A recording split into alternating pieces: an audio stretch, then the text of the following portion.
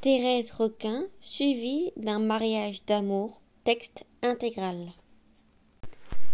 Chapitre 5. Un jeudi, en revenant de son bureau, Camille amena avec lui un grand gaillard, carré des épaules, qui poussa dans la boutique d'un geste familier. « Mère, demanda-t-il à Madame Requin en le lui montrant. Reconnais-tu ce monsieur-là ? La vieille mercière regarda le grand gaillard et chercha dans ses souvenirs et ne trouva rien. Thérèse suivait cette scène d'un air placide. « Comment ? reprit Camille. Tu ne reconnais pas Laurent, le petit Laurent, le fils du père Laurent, qui a de si beaux champs de blé du côté de Geoffos ? Tu ne te rappelles pas ? J'allais à l'école avec lui. Il venait me chercher le matin en sortant de chez son oncle qui était notre voisin, et tu lui donnais des tartines de confiture. » Madame Raquin se souvint brusquement du petit Laurent, qu'elle trouva singulièrement grandi. Il y avait bien 20 ans qu'elle ne l'avait vu. Elle voulut lui faire oublier son accueil étonné par un flot de souvenirs, par des cajoleries toutes maternelles. Laurent s'était assis. Il souriait paisiblement. Il répondait d'une voix claire. Il promenait autour de lui des regards calmes et aisés. « Figurez-vous, dit Camille, que ce farceur-là est employé à la gare du chemin de fer d'Orléans depuis 18 mois, et que nous nous sommes rencontrés et reconnus que ce soir. C'est si vaste, si important, cette administration. » Le jeune homme fit cette remarque en agrandissant les yeux, en pinçant les lèvres, tout fier d'être l'humble rouage d'une grosse machine. Il continua en secouant la tête. « Oh, mais lui, il se porte bien. Il a étudié. Il gagne déjà 1500 francs. Son père l'a mis au collège. Il a fait son droit et a appris la peinture. N'est-ce pas, Laurent ?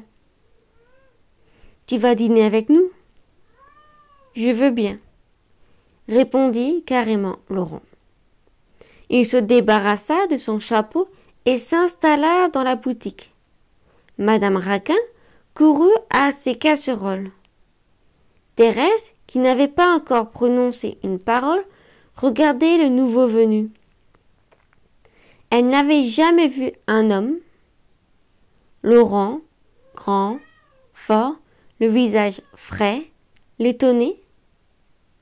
Elle contemplait avec une sorte d'admiration son front bas, planté d'une rude chevelure noire, ses joues pleines, ses lèvres rouges, sa face régulière, d'une beauté sanguine.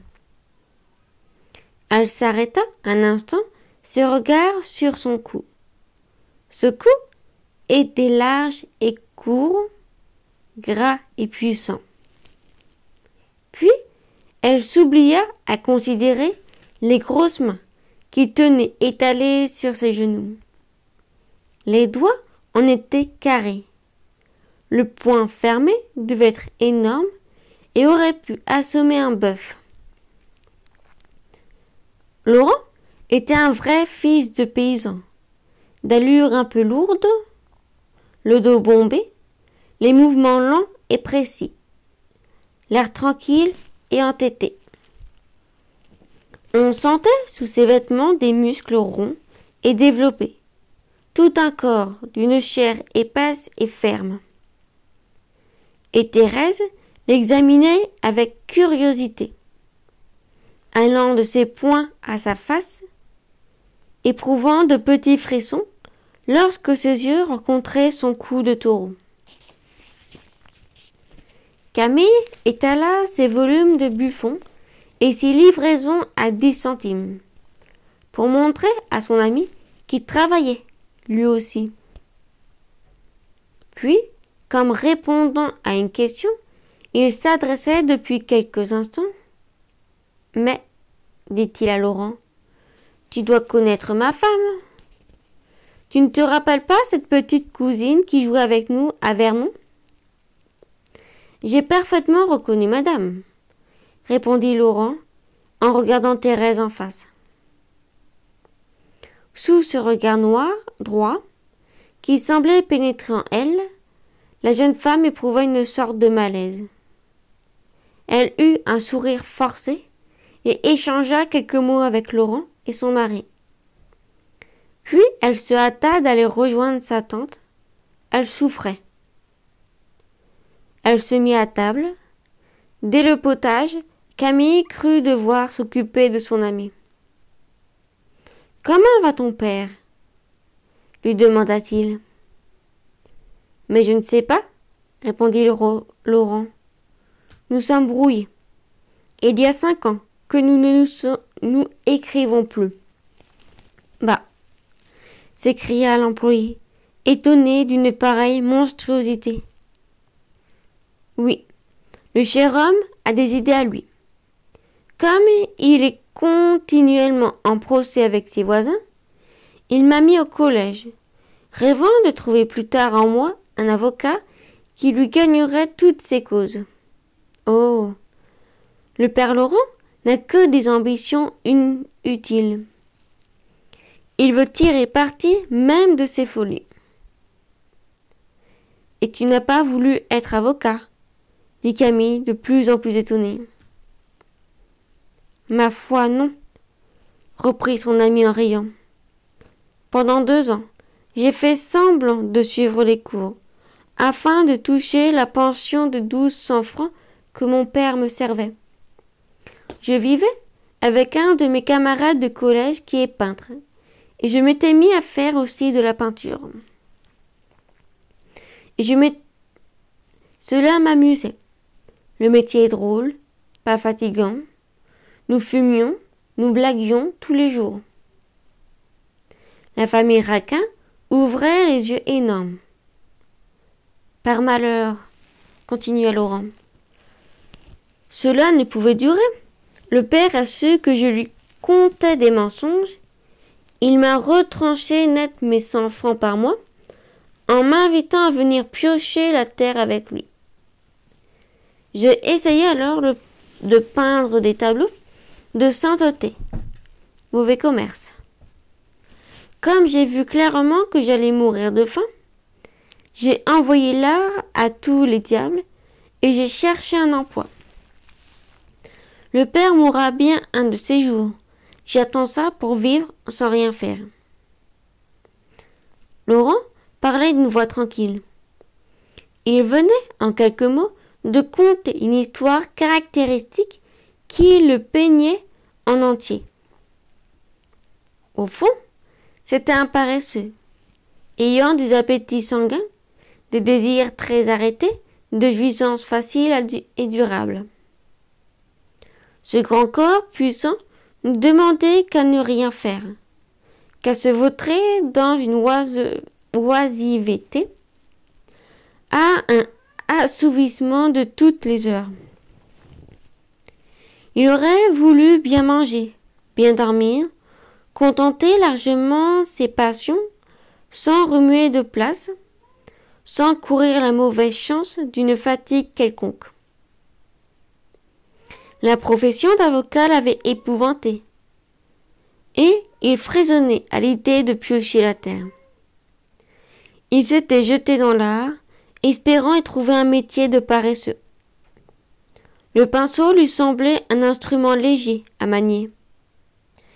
Puis il croyait le succès facile. Il rêvait une vie de volupté à bon marché. Une belle vie pleine de femmes, de repos sur des divans, de manguailles et de souleries. Le rêve dura tant que le père Laurent envoya des écus. Mais, lorsque le jeune homme, qui avait déjà 30 ans, vit la misère à l'horizon, il se mit à réfléchir.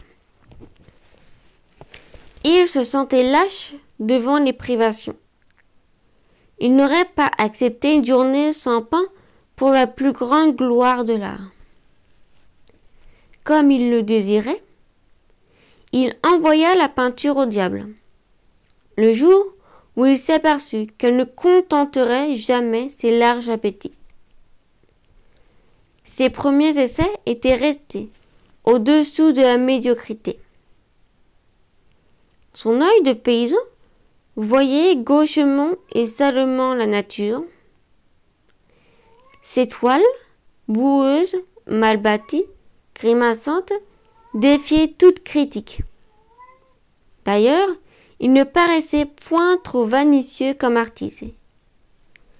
Il ne se désespéra pas, outre mesure, lorsqu'il lui fallut jeter les pinceaux.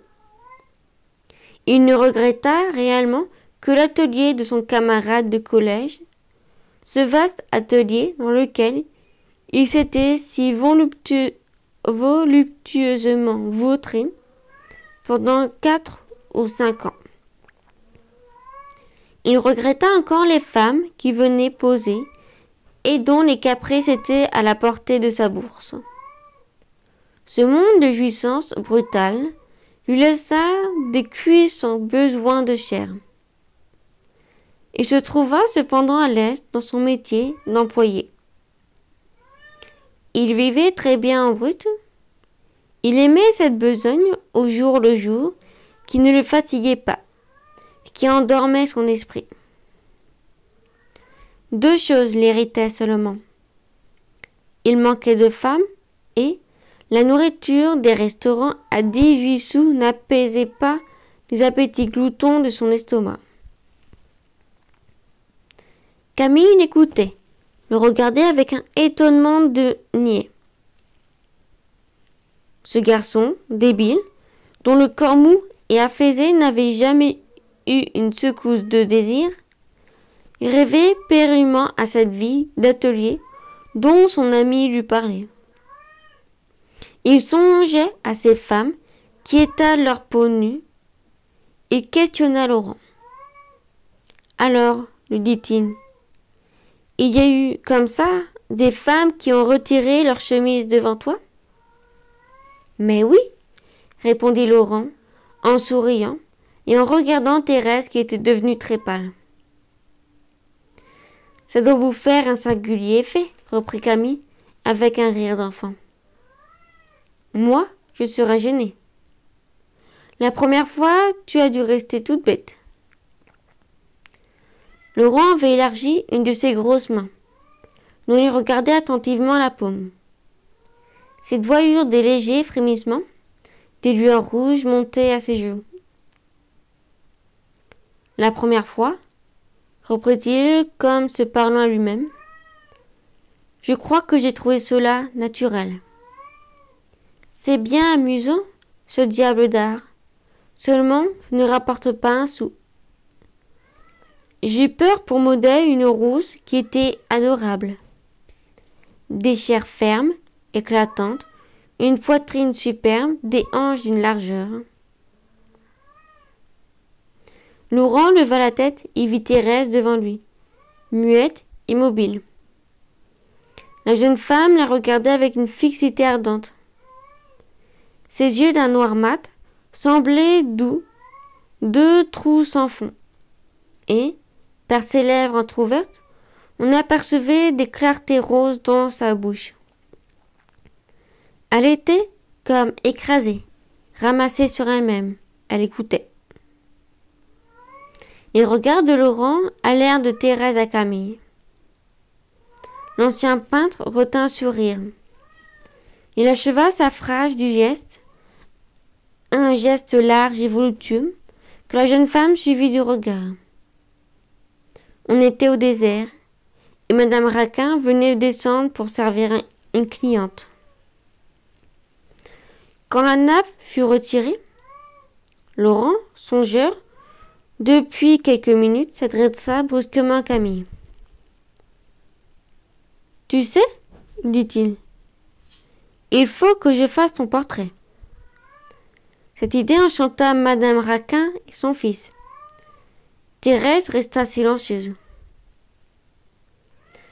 Nous sommes en été, reprit Laurent, et comme nous sortons du bureau à 4 heures, je pourrais venir ici et te faire poser pendant 2 heures le soir. Ce serait l'affaire de 8 jours. C'est cela, répondit Camille, rouge de joie. Tu dîneras avec nous. Je me ferai friser, je mettrai ma redingote noire. 8 heures sonnaient. Grivette et Michaud firent leur entrée. Olivier et Suzanne arrivèrent derrière eux. Camille présenta son ami à la société. Grivette pinça les lèvres. Il détestait Laurent, dont les appointements avaient monté trop vite, selon lui. D'ailleurs, c'était toute une affaire que l'introduction d'un nouvel invité. Les hôtes de Raquin ne pouvaient recevoir un inconnu sans quelque froideur. Laurent se comporta en bon enfant. Il comprit la situation. Il voulut plaire, se faire accepter d'un coup. Il raconta des histoires, égaya la soirée par son gros rire et gagna l'amitié de Gravet lui-même. Thérèse, ce soir-là, ne chercha pas à descendre à la boutique. Elle resta jusqu'à 11 heures sur sa chaise, jouant et causant, évitant de rencontrer les regards de Laurent, qui, d'ailleurs, ne s'occupait pas d'elle. La nature sanguine de ce garçon, sa voix pleine, ses rires gras, les senteurs âcres et puissantes qui s'échappaient de sa personne, troublaient la jeune femme et la jetaient dans une sorte d'angoisse nerveuse.